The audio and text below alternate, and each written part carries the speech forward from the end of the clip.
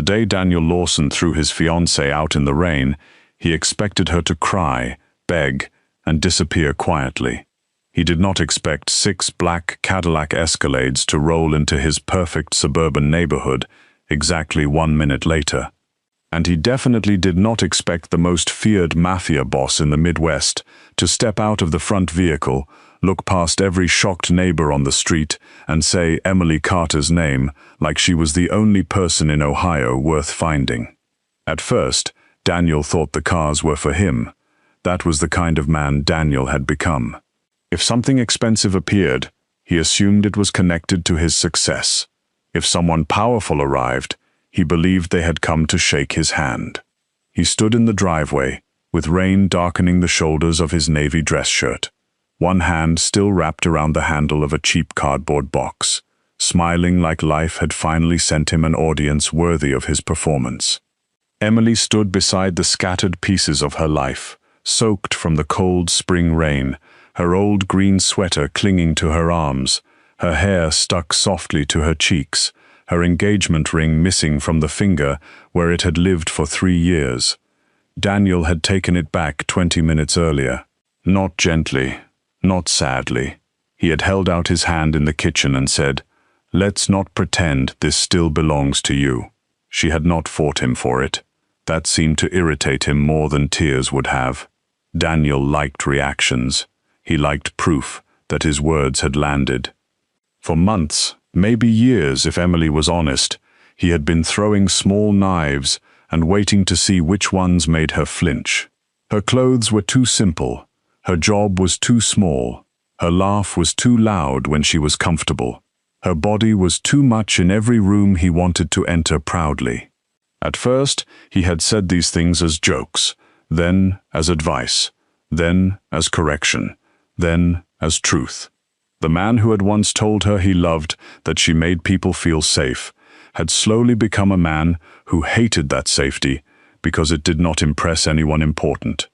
That morning, he had stood in front of their bedroom closet and watched her fold donated shelter blankets into a tote bag before work, his mouth curled with a disgust he no longer bothered hiding. "Do you ever think about what people see when they look at you beside me?" he had asked. Emily had not answered, because she knew that question was not looking for an answer.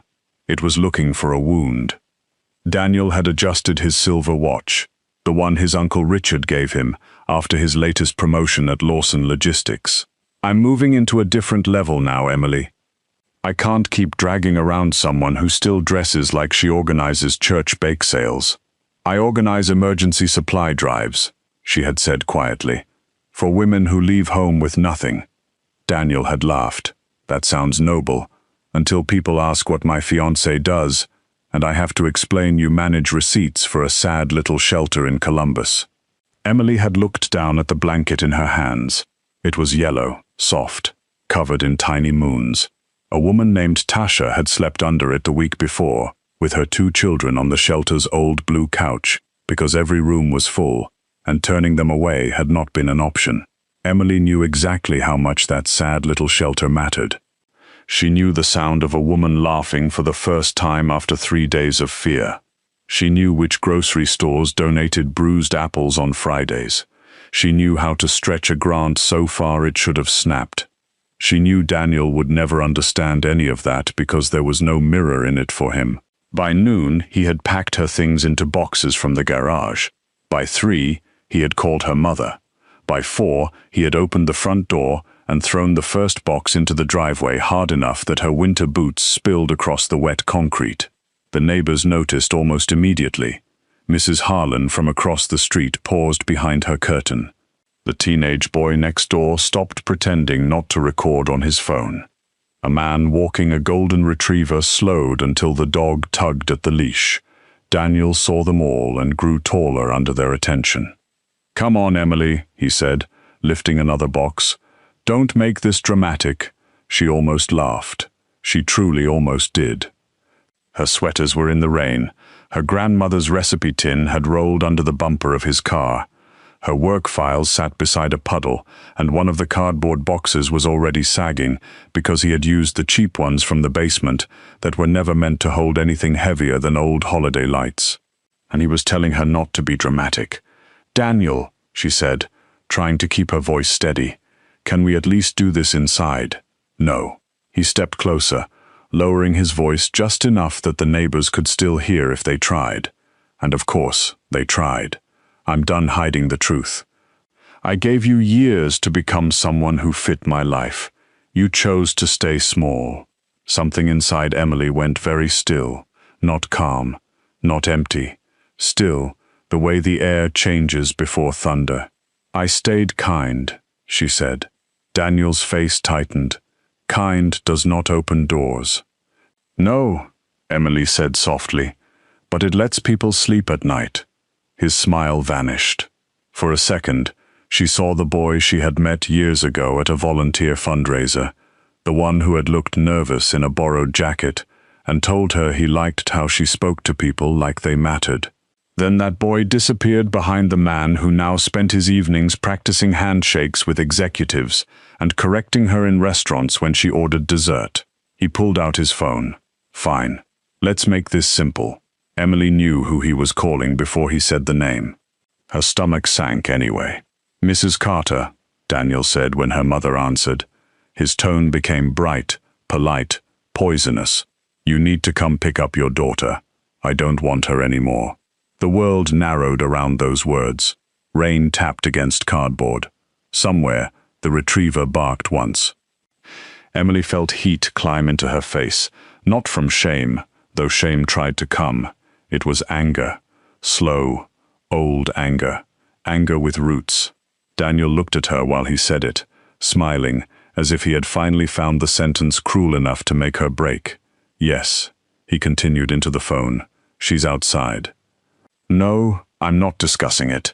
She can explain when she gets there. Bring a big enough car." He hung up and gave her a satisfied look. "There. That should give you time to think about what happens when a woman refuses to improve." Emily did not say the first 10 things that came to mind. She did not tell him that improving was not the same thing as shrinking. She did not tell him that success had not made him impressive, only louder. She did not tell him she had spent years loving the version of him that no longer existed and forgiving the version that had replaced him, because grief sometimes wears the clothes of patience. She simply bent down and picked up the recipe tin from beneath the car. Her hands were wet. The tin slipped once. She caught it before it hit the ground. That was when the first Escalade turned onto the street. It moved slowly, almost politely, but every person in the neighborhood felt the change. Then came the second. Then the third. 4 more followed, black paint shining under the gray sky, windows dark, engines quiet and heavy. They did not belong there among maple trees, basketball hoops, trimmed hedges and recycling bins waiting at the curb. They looked like a funeral procession for someone who had not yet realized he was dead. Daniel lowered his phone. His expression shifted from irritation to curiosity to something close to delight. "What the hell is this?" The vehicles stopped in front of the house with perfect spacing. Doors opened at the same time. Men stepped out in dark suits, not rushing, not speaking, not looking around like they needed directions. They looked trained by silence. One of them held a black umbrella. Another scanned the windows. A third glanced at Daniel and dismissed him so completely that Daniel's mouth opened. Then the rear door of the center vehicle opened. Michael Moretti stepped out. Emily did not know his name yet. She knew only that the rain seemed to make room for him. He was tall, broad-shouldered, dressed in a black coat that probably cost more than her first car, with dark hair brushed back from a face too calm to be kind and too controlled to be ordinary. He did not move like a man trying to impress anyone. That was the first thing Emily noticed. Daniel had spent years learning how to enter rooms. This man entered the street and made the entire neighborhood forget how to breathe. The man with the umbrella moved beside him, but Michael Moretti lifted one gloved hand and stopped him. He walked into the rain uncovered. Daniel straightened. "Can I help you, gentlemen?" No one answered him.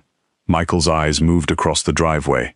The boxes, the wet sweaters, the recipe tin in Emily's hands, the neighbors, Daniel's proud face. Then finally Emily herself. His gaze paused there, and something nearly unreadable passed through it. Not pity. Emily hated pity. This was sharper than that. Assessment, maybe. Recognition. The look of a man who had expected one problem and found a different one bleeding in the open. "Emily Carter?" he asked. His voice was low, smooth, and dangerous in the way deep water is dangerous. Not loud, not rushed, just certain. Emily blinked rain from her lashes. She was exhausted, humiliated, hungry, and still furious about the cinnamon rolls she had lost that morning because of him, though she did not know yet that he was also the reason 6 black cars were now parked in front of Daniel's house. She looked at him, then at the men behind him, then back at his soaked black coat. "Depends," she said.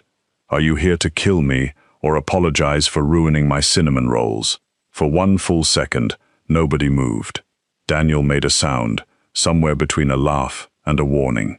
One of the suited men looked away fast, like his face had betrayed him. Michael Moretti stared at Emily. Then unbelievably he laughed, not loudly, not for the neighborhood, just once, low in his chest, as if the sound had escaped before he could decide whether to allow it. Emily should have been afraid. She was afraid, but fear had a strange shape in her body at that moment. Daniel had already done the cruelest thing he could think of in front of people who knew her address. After that, a terrifying stranger in an expensive coat felt almost refreshing. Michael looked past her toward the ruined boxes. "I am here for my folder." Emily's heart gave one hard kick. The leather folder. The bakery came back to her in pieces, the warm smell of butter and sugar, the line that had curved around the counter because Bloom and Butter had just brought back their cinnamon roll Fridays. Emily had gone before work, still half asleep, carrying 3 shelter deposit envelopes in one hand and her tote bag in the other. She had been thinking about payroll, roof repairs, and whether the new grant report needed 1 signature or 2. Then a man in a black coat had stepped backward from the counter at the exact moment she turned with a coffee in her hand. The collision had been instant and ridiculous. Hot coffee across his coat. Pastry box crushed between them, her tote falling open, his leather document bag hitting the floor. Emily had apologized so fast she nearly bit her tongue. He had stared down at his ruined coat like the universe had personally disappointed him. "You walk like a tax audit," she had muttered before she could stop herself. His eyes had lifted.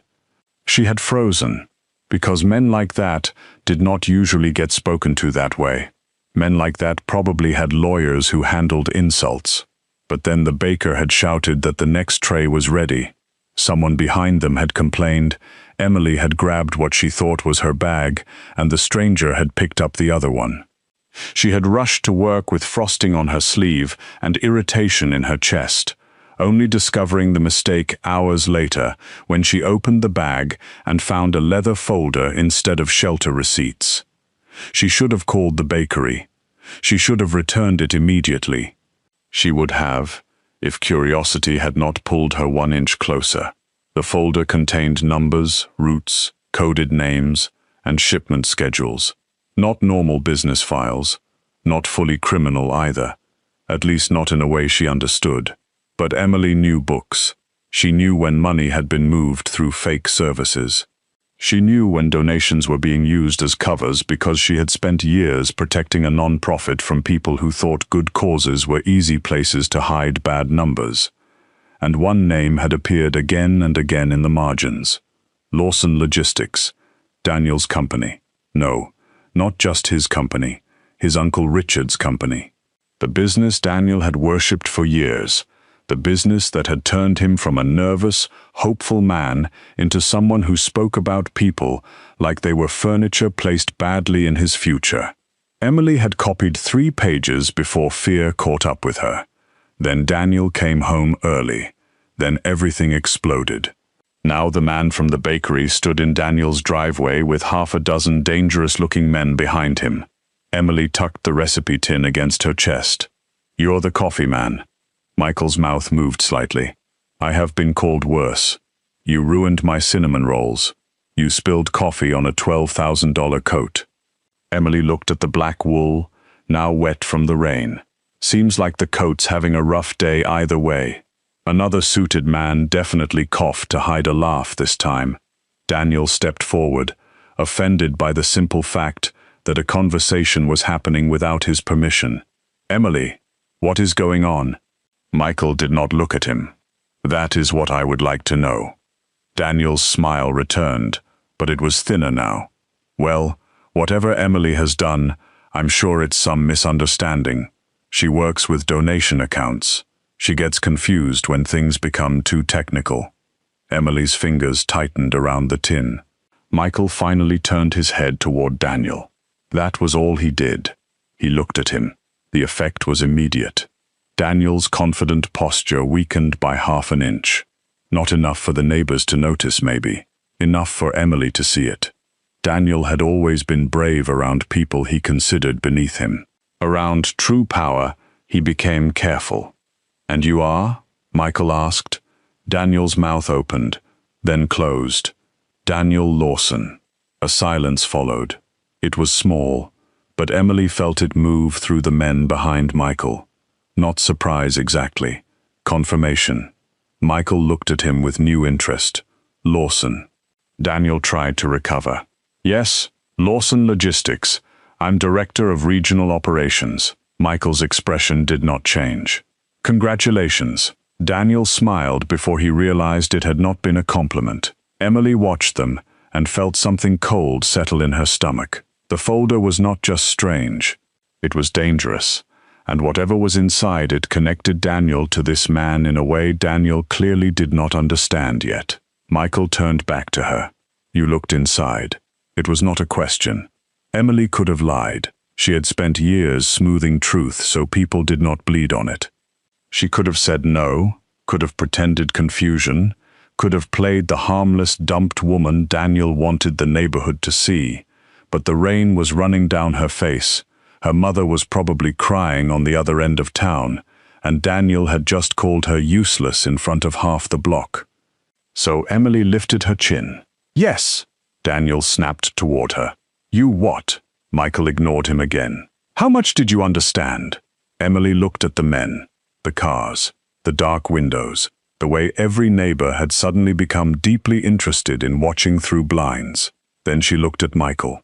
"Enough to know someone is using fake shelter donations to clean transportation money through a route schedule that doesn't match the invoices," she said. "Enough to know Lawson Logistics is moving things that are not listed correctly. Enough to know Richard Lawson's name appears under 3 versions of the same approval code. And enough to know you came here fast, which means whatever I found can hurt someone important." For the first time, Michael Moretti went completely still. Daniel stared at her, as if she had spoken in another language. That almost made Emily laugh too. He had called her small for years because her work did not impress his friends. He had never once understood what she actually did all day. Non-profit bookkeeping was not cute paperwork. It was war with receipts. It was chasing missing funds, reading between lines, finding the hidden story in numbers that arrogant people thought no one had time to check. Michael's eyes sharpened. "Where is the folder?" "In my car." Daniel's head turned so fast his neck must have hurt. "Emily." There was fear in his voice now. Not enough, but some. Michael heard it too. "Interesting," Michael said softly. Daniel tried to laugh. "She doesn't know what she's talking about. She's upset, obviously. I just ended our engagement, and she's trying to make this about something else because she can't handle rejection." Emily went quiet. That old sick feeling tried to rise again, the one Daniel had trained into her over time, the feeling that maybe if she sounded too angry, people would stop listening. Maybe if she defended herself too hard, she would look unstable. Maybe if she stood too tall, someone would remind her her body already took up more room than they liked. Then Michael Moretti stepped forward. Not close enough to crowd her. Not between her and the whole world like she was helpless. Just close enough that Daniel stopped talking. You threw her belongings into the rain, Michael said. Called her mother to collect her like damaged furniture. Insulted her intelligence in front of witnesses. And now you would like us to believe she is the unstable one. Daniel's face flushed. This is private. No, Michael said. You made it public. The street went silent except for the rain. Emily looked at him then. Really looked. This man was not gentle. Nothing about him suggested softness. At least not at first glance. He looked like locked doors, quiet threats, and decisions made before anyone else entered the room. But he had noticed everything Daniel hoped people would ignore. The boxes, the phone call, the insult hidden inside concern, the way Daniel tried to make cruelty sound reasonable. That frightened Emily a little. It also made breathing easier. Michael's gaze lowered briefly to the boxes. Do you need anything from this house? Daniel scoffed. She needs everything.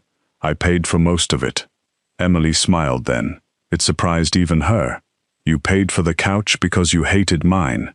You paid for the dining table because your uncle said successful men shouldn't eat at round tables. You paid for the bedroom set because you said my old headboard looked poor. The things I need are in those boxes, and half of them are wet because you bought cheap cardboard. One of Michael's men made a small choking sound. Daniel's face turned red. You ungrateful. Michael looked at him again. Daniel stopped. Emily stepped carefully around a puddle and walked to her small blue car parked at the curb. Every step felt watched. Her body was heavy with rain and humiliation, but there was also something else beneath it now, something she had not felt in a long time. Momentum. She opened the back door, lifted a folded blanket, and pulled out the leather folder wrapped inside a reusable grocery bag covered in cartoon peaches. When she handed it to Michael, his eyebrows moved slightly. It was raining, she said. Peaches were the best I could do. He took it. Their fingers did not touch. For some reason she noticed. Michael opened the folder and checked the contents. His face changed by almost nothing, but the men around him seemed to understand that almost nothing very clearly. The air grew heavier. Daniel backed up one step. Look, whatever my uncle is involved in, I'm sure there's an explanation. Emily turned slowly. Whatever my uncle is involved in. Not what is this. Not Emily. What did you find? Not there must be a mistake. Whatever my uncle is involved in. Michael heard it. Emily saw that he heard it. Daniel realized it too late. Michael closed the folder. Mr. Lawson, I suggest you go inside. Daniel swallowed. This is my property. Yes, Michael said. That is why I suggested. For a second, Daniel looked like he might argue. Then he looked at the cars. The men. The neighbors recording from behind curtains. His own wet driveway. He stepped back toward the garage, but his eyes locked on Emily. You're making a mistake, he said. You have no idea who these people are. Emily looked at Michael, then at Daniel. Her voice came out tired, but clear. Daniel, this afternoon you called my mother and told her to pick up her useless daughter. Maybe you should worry less about who they are, and more about who you became. His face hardened, but he had no answer. That silence gave Emily more satisfaction than she expected. Michael turned to one of his men. Collect Miss Carter's belongings. Carefully. The men moved at once. Emily blinked. Wait. No. You don't have to. A large man with a scar near his jaw picked up the box containing her books, as if it held glass. Another gathered her boots. A third rescued her damp work files and placed them inside one of the escalades. They moved through her humiliation without making a show of it, and somehow that nearly broke her more than Daniel's cruelty had. Because when someone treats your broken things like they matter, you remember how long you have been carrying them alone. Michael watched her face, and his voice lowered. Where were you planning to go? My mother's, Emily said automatically. And after that? She hated the question because she did not have an answer. She had spent so much time trying to survive the ending of love that she had not planned for the after. The shelter had emergency rooms, but she could not take one from a woman in danger. Her mother had a small apartment and a bad knee. Emily had savings, but not enough to breathe for long. Daniel had made sure most of their life was in his name because it was easier that way, he had said. Cleaner, more professional. "I'll figure it out," she said. Michael's expression did not soften. Somehow, that helped. "You are in danger." I kind of gathered that from the car parade. The corner of his mouth moved. "You copied pages from that folder," he said. Emily froze. Michael's eyes held hers. "You are too smart not to." She said nothing. Daniel, still near the garage, stared at her with new fear. New anger, too. She had seen Daniel annoyed, offended, cruel, embarrassed. But this was different. This was the look of a man realizing the woman he threw away might be holding matches near the life he built from lies. Michael continued quietly. "If Richard Lawson knows you saw those records, he will come for you. If Daniel tells him, he will come faster. And if my enemies learn you can read what my own analysts nearly missed, they will wonder what else you know." Emily hugged the recipe tin tighter. "So what are you saying?" "I am saying you should come with me." Daniel laughed harshly. "Absolutely not." Michael did not look at him. "No one asked you." Emily stared at the Mafia Boss in the rain. Every sensible part of her screamed no. Women from shelters did not climb into cars with dangerous men. Bookkeepers did not follow strangers because they had nice coats and terrifying eye contact. But the folder had changed everything. Daniel's slip had changed everything. And Michael Moretti, for all his danger, had done one thing Daniel had not done all day. He had asked, not dragged, not ordered. Not assumed? Asked. Emily breathed in slowly. Rain touched her lips. She tasted cold water and cinnamon sugar from a ruined morning. "If I come with you," she said, "I'm not being locked in some dramatic mafia basement." This time, the scarred man openly looked amused. Michael's gaze stayed on her. "I do not keep dramatic basements." That sounds exactly like something a man with 3 dramatic basements would say. Michael looked at her for a long moment. Then that small, almost reluctant laugh returned. "You will have a room, a phone, food, protection, and answers. I already have snacks in my purse." I noticed. "Good. Then you understand I'm not helpless." His face became serious. "No. I understand that better than Daniel ever did." Emily did not know what to do with the sudden ache that sentence left behind. The men finished loading her boxes. The rain softened into a mist. Somewhere across the street, Mrs. Harlan's curtain dropped too quickly. Daniel stood under the garage light, watching with the expression of a man who had expected to throw away a stone and had somehow dropped a diamond into a river. Emily walked to the center escalade and stopped before getting in.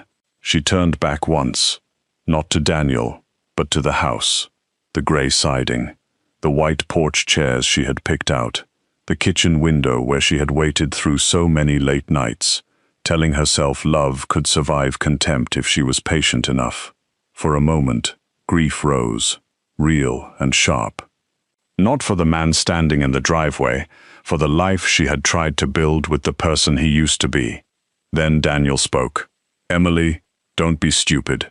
She looked at him then, really looked, and for the first time in years, his disappointment did not feel like a verdict. "Daniel," she said, "I work with women who rebuild entire lives from trash bags and fear. You really think I can't handle a bad breakup and a wet box?" His mouth opened. Nothing came out. Emily got into the Escalade. Michael slid in beside her, leaving careful space between them.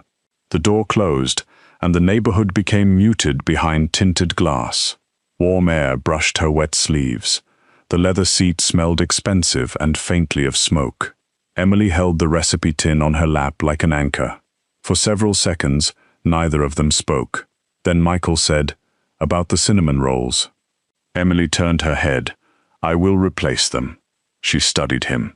The black coat, the controlled hands, the man who made entire streets go quiet. With interest? His eyes shifted to her. "Naturally." Good, Emily said, leaning back as the Escalade pulled away from the curb, because emotional damages were involved. And as Daniel Lawson grew smaller through the rain-streaked window, Emily Carter had the strange feeling that her life had not ended in that driveway.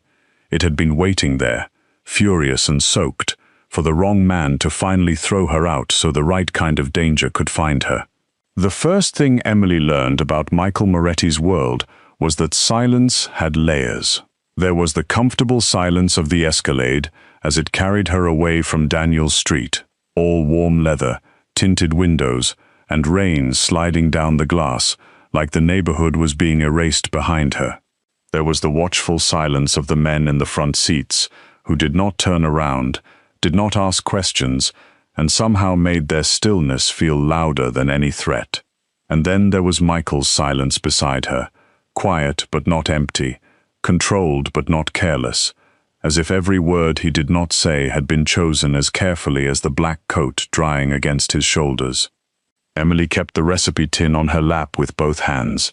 It was a ridiculous thing to hold while sitting beside a mafia boss who had just taken possession of financial records that could apparently get people killed, but the tin was dented, familiar, and smelled faintly of cinnamon and old paper.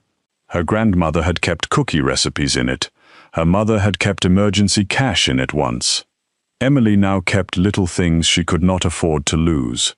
A spare shelter key, a folded photo of herself at 8 years old with frosting on her nose, a note from one of the shelter kids that said, "Miss Emily makes pancakes when people cry." She did not trust much at that moment, but she trusted the tin.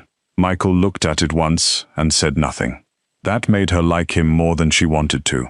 Most men would have asked what was inside. Daniel would have mocked it. Richard Lawson would have smiled politely and found a way to make it sound provincial. Michael simply accepted that a woman could hold a dented tin in the back of a dangerous car and have reasons that belonged only to her. His phone buzzed. He glanced at the screen, then slipped it back into his coat. "Your fiancé is calling someone." "Ex-fiancé," Emily said. Michael's eyes moved to her. "Already?" "He called my mother and said he didn't want me anymore. I feel like that speeds up the paperwork." For the second time that day, Michael almost smiled. Fair. Emily looked out the window. They were leaving the suburbs now, moving toward the city, headlights glowing in the wet afternoon. Columbus looked different from inside this car, sharper somehow, more secretive. Warehouses and office parks blurred past, ordinary buildings that now seemed capable of hiding anything. Emily thought of the folder pages, the coded routes, the numbers that did not line up. She thought of the shelter's donation account and the one transaction she had seen that morning with her own organization's name attached to a transfer she had never approved. Her stomach tightened. "Was my shelter used?" she asked. Michael did not answer quickly. That told her more than a fast no would have. "We are confirming," he said. Emily closed her eyes. For years, she had guarded that place like it was made of glass. Every donated blanket, every grocery card, every emergency hotel voucher, every gas receipt from a woman trying to drive 3 states away from a man who promised he would find her. Emily had checked everything because she knew how quickly good work could be ruined by one careless person with access to a checkbook. And now someone had used the shelter's name anyway. Someone had touched the one thing in her life that still felt clean. "If Richard moved money through us, I want proof," she said. "You will have it." "No. I mean, I want to see it myself." Michael turned slightly. "You do not trust my people. I don't know your people. You do not know me either." Emily looked at him.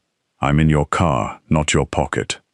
That small, almost smile returned and disappeared. Noted.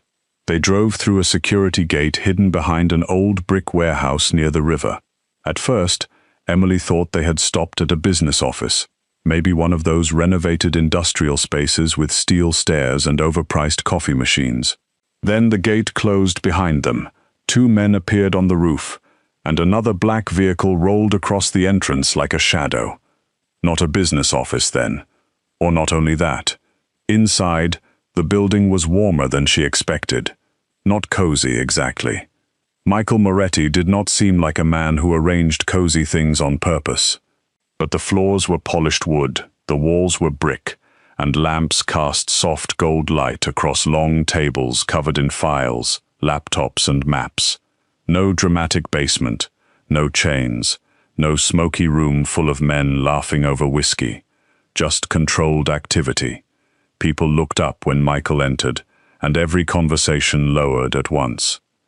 Emily stepped inside carrying her recipe tin, wet sweater, and all the dignity she could gather from a day that had tried to strip it away. A woman with silver-streaked black hair approached first. She wore a navy suit, flat shoes, and the expression of someone who had once made a grown man apologize with only a raised eyebrow. "Michael, Sophia," he said. "This is Emily Carter." Sophia's gaze moved over Emily, not rudely, but carefully.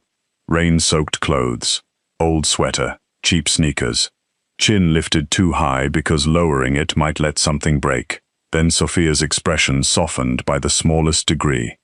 "Do you need dry clothes, food, or quiet first?" Emily blinked. It was such a simple question. Not what happened. Not what did you touch. Not why are you here. Just what do you need first. Her throat tightened in a way she did not appreciate. "Food," she said, because hunger was safer than crying. Then dry clothes. "Quiet can wait until everyone stops committing crimes around my shelter." Sophia looked at Michael. "I like her. That seems premature," Michael said. "It usually is with you."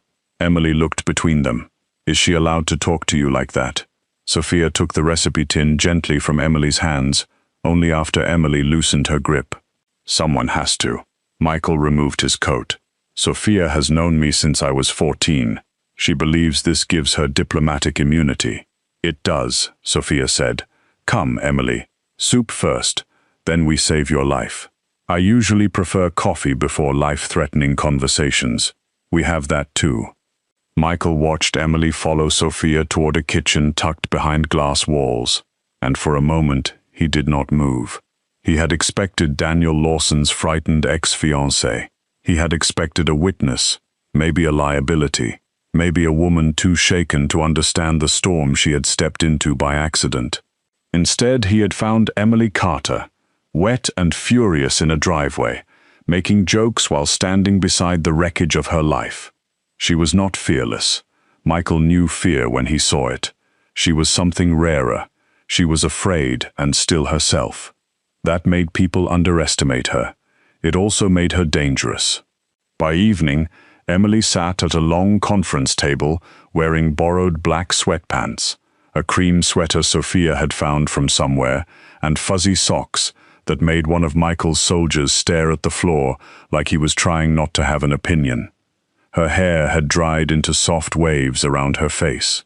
A bowl of soup sat half-finished beside a stack of printed records. Michael sat across from her. Sophia stood nearby with a tablet.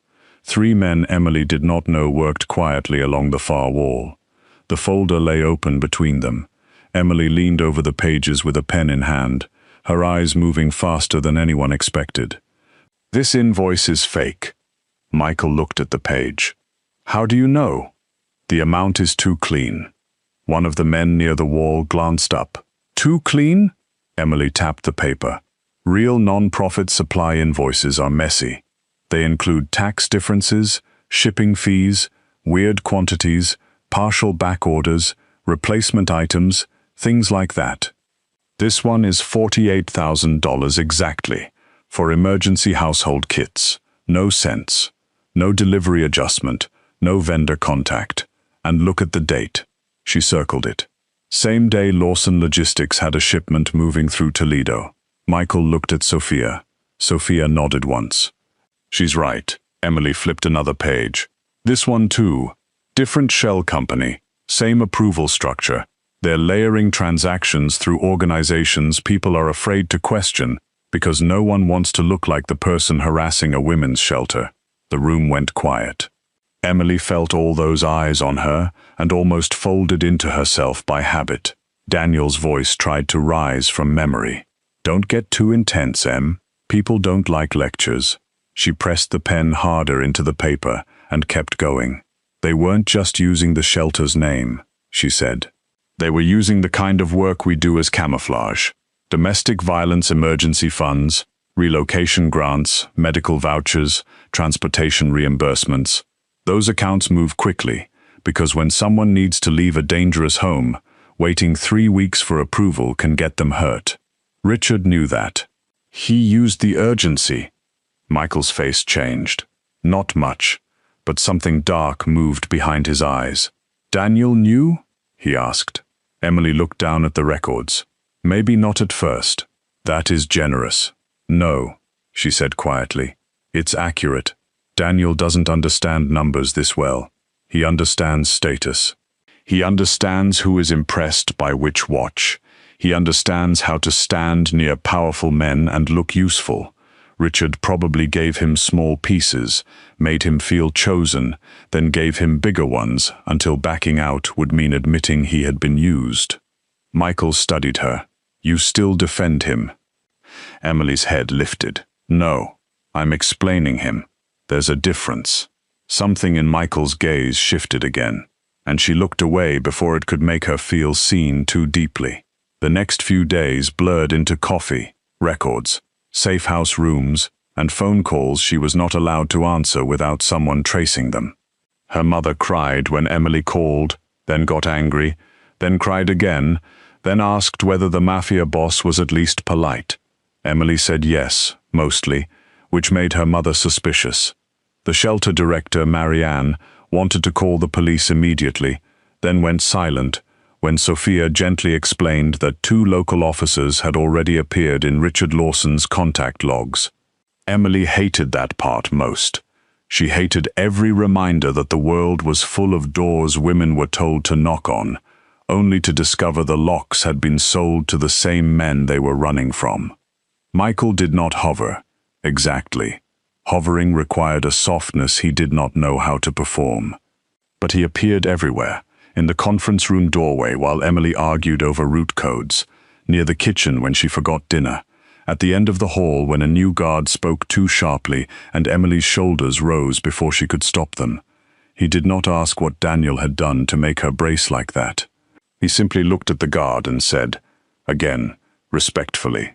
The guard repeated himself with careful politeness. Emily should have found it ridiculous. She did find it ridiculous. She also slept better that night. But protection became a problem by the 4th day. Michael assigned 2 guards to follow her, even inside the building. Emily tolerated it for 3 hours before slipping out through the kitchen delivery entrance with Sophia's old coat and a bag of pretzels. She made it exactly half a block before Michael's car stopped beside her, the window lowered. Michael looked at her from the back seat. Going somewhere? Emily took a pretzel from the bag, for a walk. You left your protection. I left my audience. His jaw tightened. There are men looking for you. There are always men looking for women who know things they shouldn't. This is not a joke. I know. She stopped walking and turned toward the car. That's why I needed 5 minutes where nobody treated me like a package with legs. Michael opened the door and stepped out. The driver looked carefully forward. Rain threatened again. Gray clouds gathering over the city. Emily stood on the sidewalk in fuzzy socks shoved into sneakers, and a coat too elegant for her mood. Michael stood in front of her.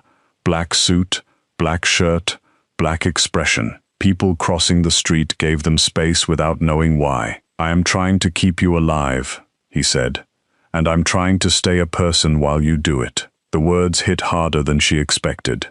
Maybe because they were not only about him. Maybe because Daniel had spent years calling his control concern. Maybe because Emily was tired of needing to explain that safety without choice could still feel like a cage. Michael went still. Emily's voice softened, but she did not take the words back. You asked me to come with you. That mattered. Don't stop asking now just because things got scary. For a long moment, he said nothing.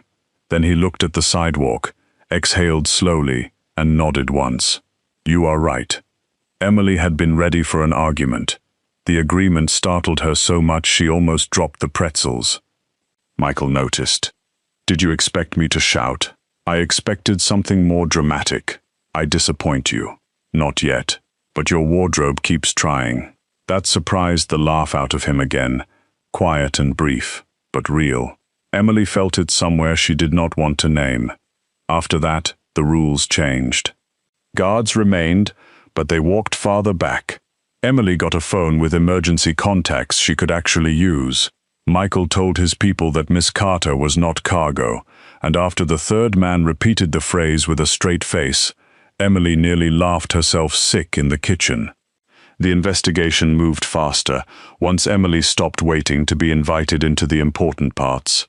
She found a route pattern hidden inside fake cold storage invoices. Sophia traced shell accounts. Michael's men found one driver willing to talk after discovering Richard planned to blame him for missing cargo.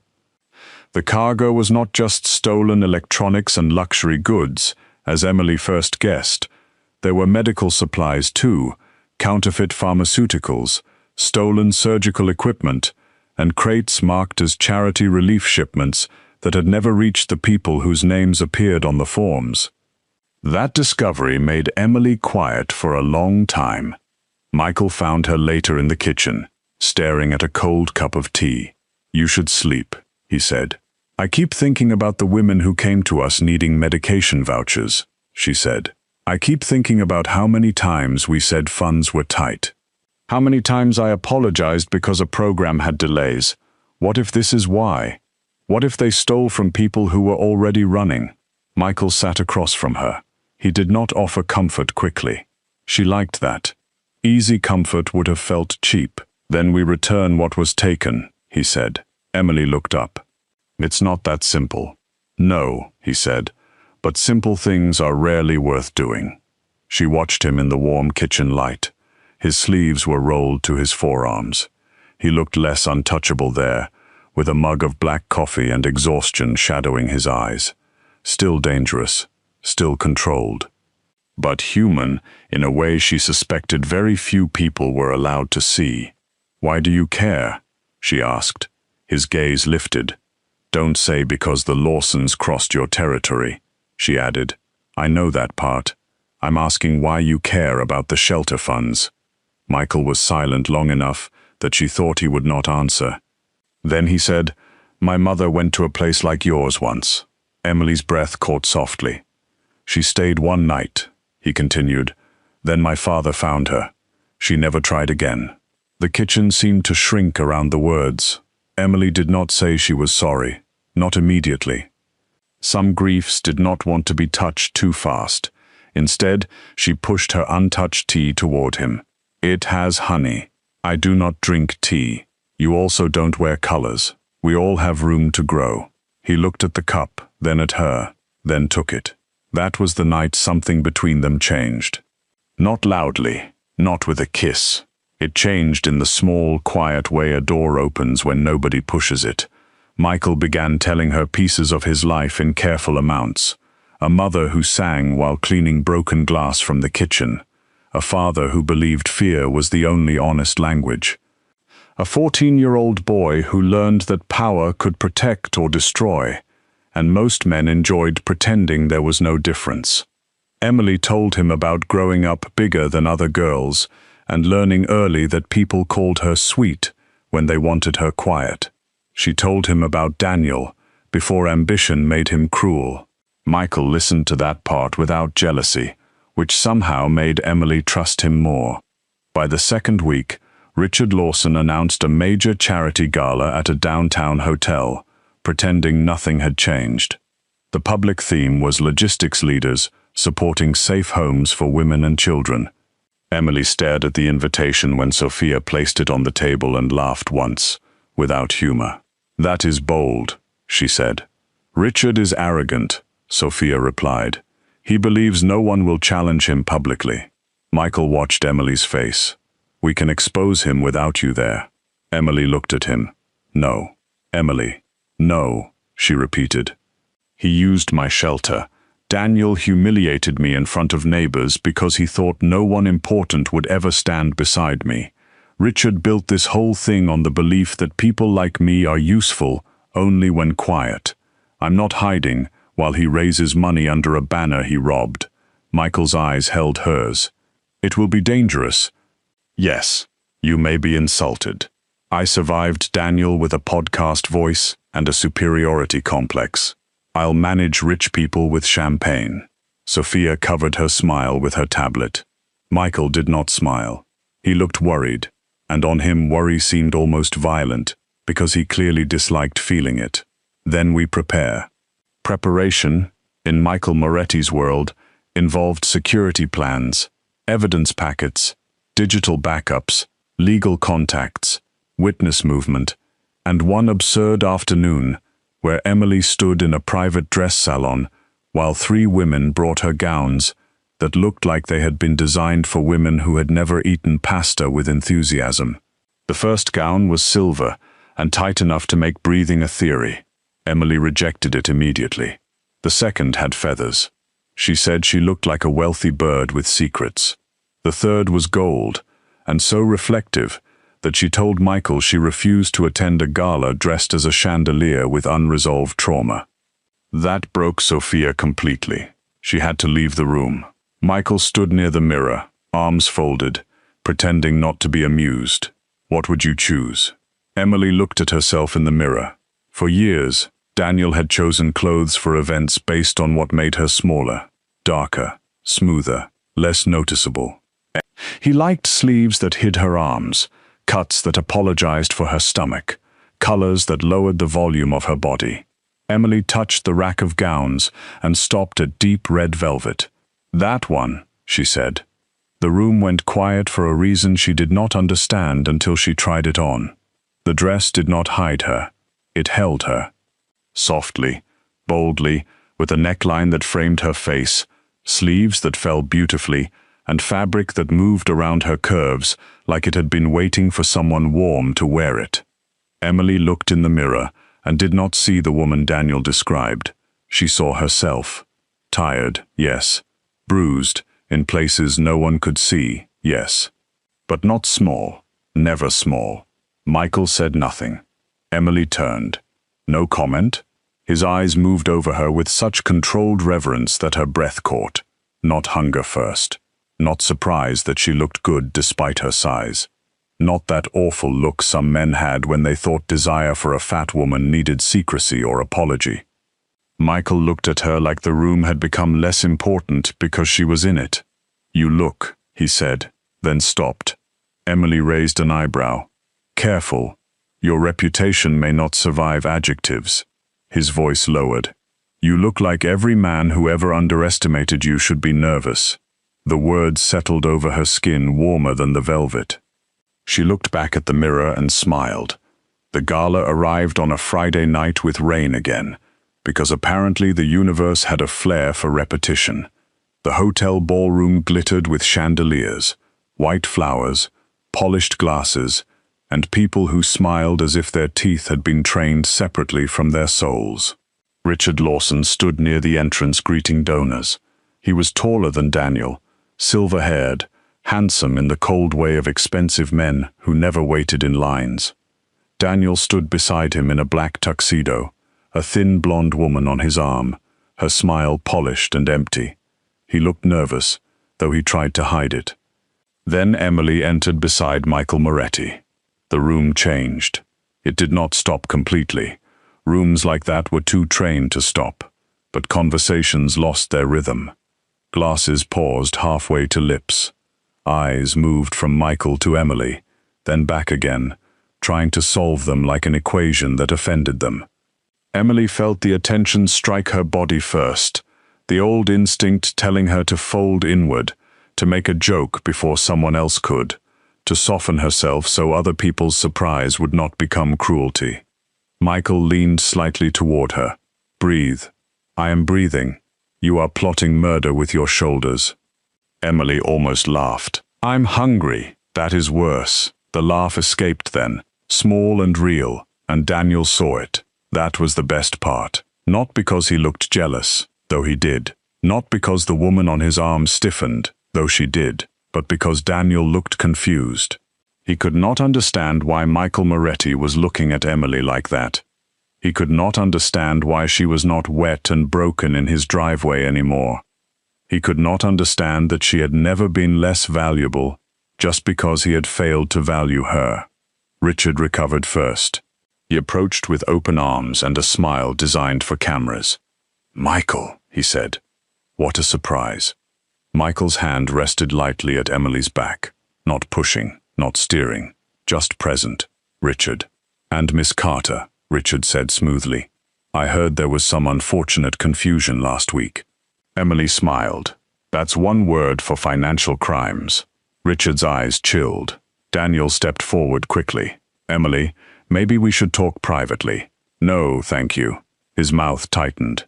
"You don't understand what you're involved in." "I do, actually. That's been very inconvenient for everyone." Michael's mouth moved, but he said nothing. Daniel lowered his voice. "This isn't you." Emily looked at him for a long second. "No, Daniel. This is the part of me you kept interrupting." Before he could answer, the lights dimmed for Richard's speech.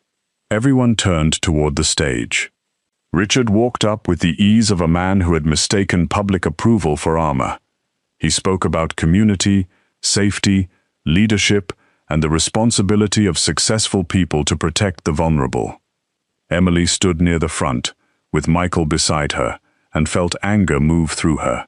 Not wild, not shaking, but clean. Then Richard said her shelter's name. He praised it as a partner organization. He called it an example of hope. He smiled toward the crowd, while speaking words built from stolen money and women's fear. Emily stepped onto the stage before anyone could stop her. A murmur went through the ballroom. Richard turned, his smile frozen. Daniel went pale. Michael did not move. He had promised not to fight this battle for her unless she asked. So he stood in the front row and watched her become exactly who she needed to be. Emily took the second microphone from the podium. "Hi," she said, voice steady. "I'm Emily Carter. I work for the shelter Mr. Lawson just mentioned. I handle administrative coordination, bookkeeping, donation tracking, grant reports, emergency expense coding, and occasionally pancakes when children are having a terrible morning." A few people laughed uncertainly. Emily looked out across the room. "I also handle fraud prevention, which is why this evening is going to become uncomfortable." Richard moved toward her. "Miss Carter, this is not the time." "It's exactly the time," Emily said, "because you chose it. You chose this ballroom. You chose these donors. You chose to stand under lights and use vulnerable women as decoration for your reputation. So we'll use the lights too." The screens behind her changed. Sophia had control now. Documents appeared. Invoices, route maps, donation transfers. Shell companies, Lawson Logistics approvals, Richard's signatures, Daniel's access codes, medical supply shipments labeled as shelter relocation kits, money moved through emergency funds and redirected through transport vendors that never existed. Gasps spread through the room. Emily did not rush.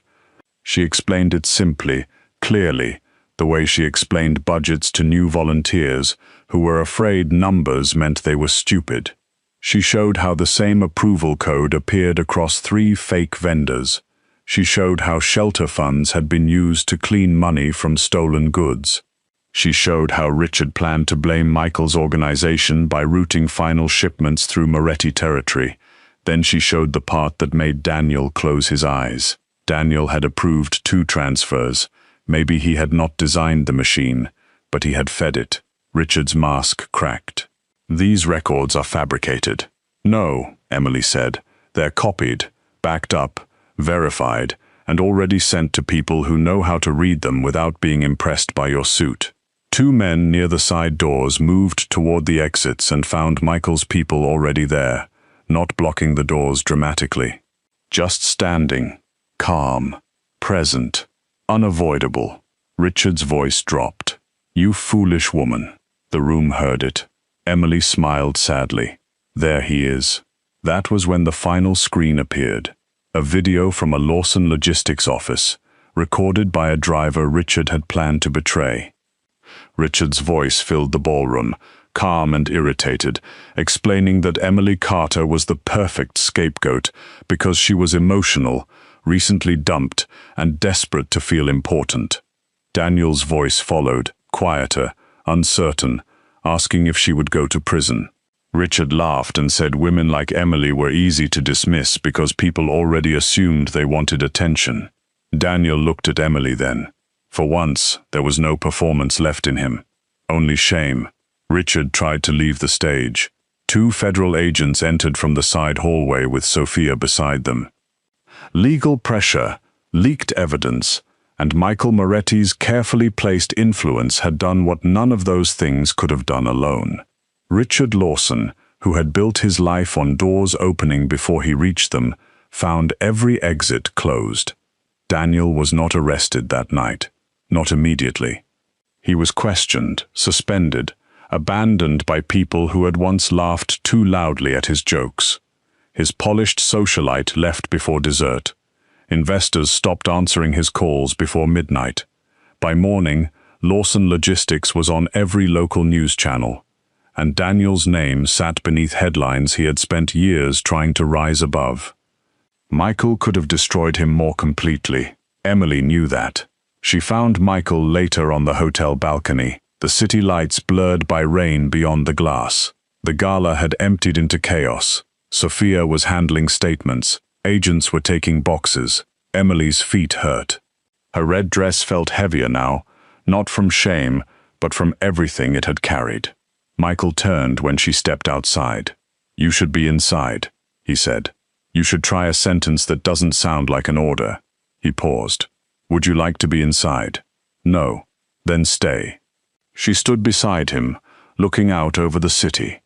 After a while, she said, "Don't ruin Daniel." Michael did not answer. Emily looked at him. "I mean it." "He hurt you." "Yes." "He helped Richard." "Yes." "He would have let you take the blame." Emily breathed in slowly. "Yes." Michael's eyes were dark. "And you want mercy?" "No," she said. "I want justice. There's a difference. Daniel should lose what he built by hurting people. He should answer for what he did. But I don't want my pain to become your excuse to enjoy cruelty." The words stayed between them for a long moment. Michael looked away first. Then he nodded. "As you wish." Emily felt something inside her loosen. "That's it? That's it. No speech about how men like you don't forgive." "I do not forgive him," Michael said. "I am respecting you." It was quiet, almost plain. That made it land harder. Emily looked down at her hands. Daniel had once told her she asked for too much when she wanted to be considered before decisions were made. Michael Moretti, feared by half the Midwest, and probably disliked by the other half, had just set aside revenge because she asked him to. She did not kiss him that night. She wanted to. But wanting and choosing were not the same thing, and Michael seemed to understand that too. He only offered his arm when they went back inside, and Emily took it because she wanted to, not because the room expected her to. The months after the scandal did not turn into a fairy tale. Emily would have distrusted that. Real rebuilding came with paperwork, exhaustion, meetings, legal interviews, insurance problems, grant amendments, and days when she woke up angry, for reasons her body remembered before her mind did. Richard Lawson was arrested and charged through channels Emily only partly understood. Daniel lost his job, his house, and the friends who had loved his ambition more than him. The shelter received recovered funds after a long legal process, and Emily fought so hard for every dollar that one attorney privately told Sophia he was more afraid of her spreadsheets than Michael's men. Emily used the money to expand the shelter. Not just beds, not just emergency food, a full support network, legal referrals, child counseling, job placement, safe transportation, financial literacy, long-term housing help, security upgrades that arrived through a donor Michael insisted remain anonymous, even though Emily looked him dead in the eye when she saw the new cameras and said, "Subtle, Moretti." "I know nothing about cameras," he said. "You own 3 security companies." That is unrelated. Your lying needs community college. He smiled then, the real one he used more often around her now. Their relationship grew in the spaces between work and danger. He came to community meetings and stood in the back, looking like a gorgeous threat in a tailored suit, while toddlers offered him stickers. He learned that Emily liked her fries too salty, hated being rushed in the morning, and kept emergency chocolate in 4 different locations. She learned that Michael took his coffee bitter, tipped delivery drivers like he was funding college, and became very quiet around women who reminded him of his mother. He never asked her to be smaller, not once. When photographers caught them together, the internet did what the internet does. Some people were cruel, some people were confused, some people called her lucky, as if Michael's attention had turned her from nothing into something.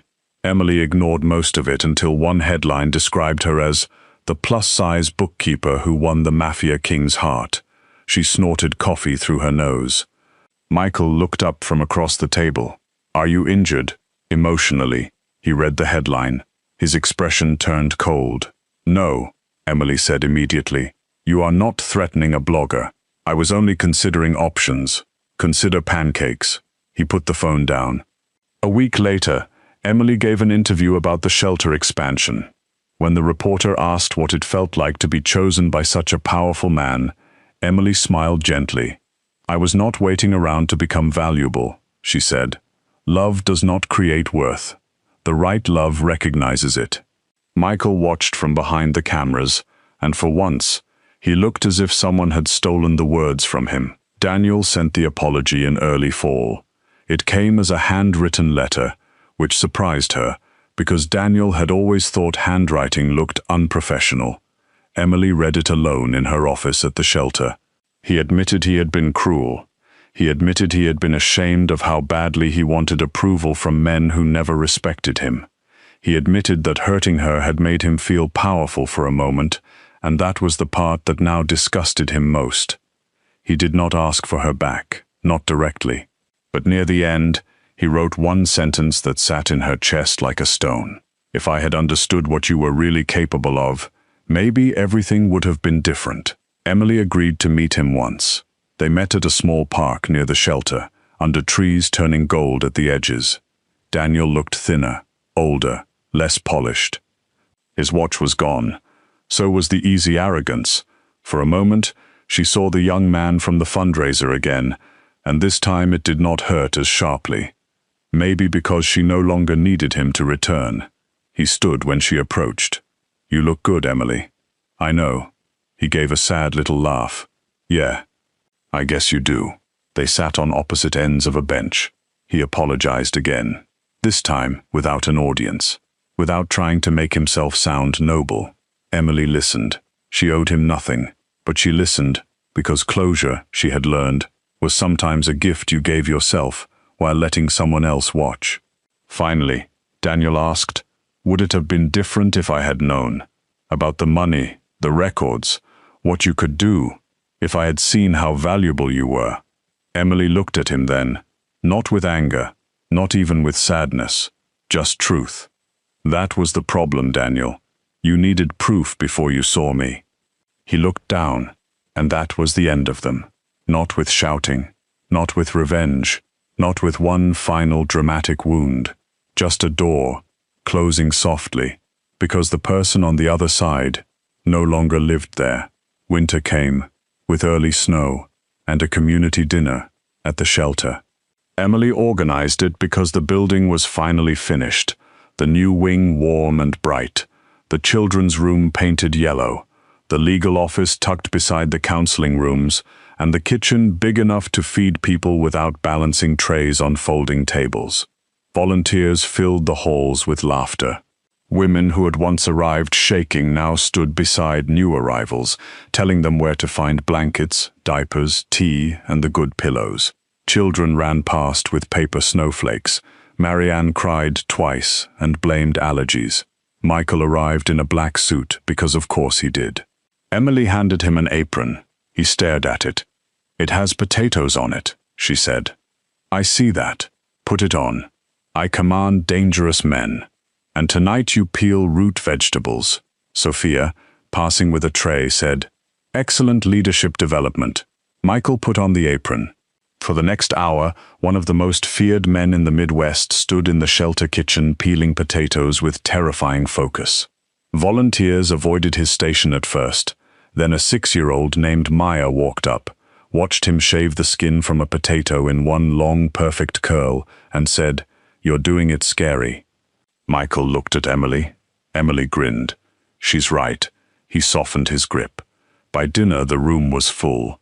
Emily moved from table to table, checking on people, laughing, fixing a chair leg with folded cardboard, wiping applesauce from a toddler's sleeve, and stealing fries from Michael's plate whenever she passed him.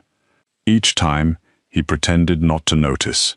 Each time, he moved the plate closer to the edge of the table. Outside, across the street, Daniel stood for a while beneath a bare tree. Emily saw him through the window. Michael saw her see him. "Do you want him removed?" Michael asked quietly. Emily shook her head. "No. Let him look." Daniel did not come inside. Maybe he knew he no longer belonged in any room built by the woman he had tried to shrink. Maybe he only wanted to understand what he had lost. Maybe, for the first time, he was seeing her without asking what her worth did for him. Emily turned away from the window.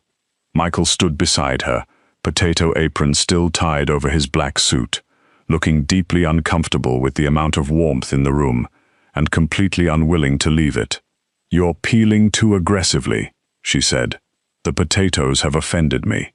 You threatened to buy a farm earlier. It would ensure quality. It would ensure people ask why a mafia boss owns emotional support potatoes." His mouth curved. "You would explain it badly. I would explain it beautifully." He looked at her then, and the noise of the room seemed to soften around them. Not disappear. Emily did not want a love that erased the world. She wanted one that stood with her in the middle of it. Michael reached for her hand, slowly enough that she could refuse. She did not. His fingers closed around hers, warm and steady. Across the shelter, a child laughed. Sophia argued with a volunteer about salt. Marianne cried again near the dessert table. Snow began to fall outside, soft against the glass.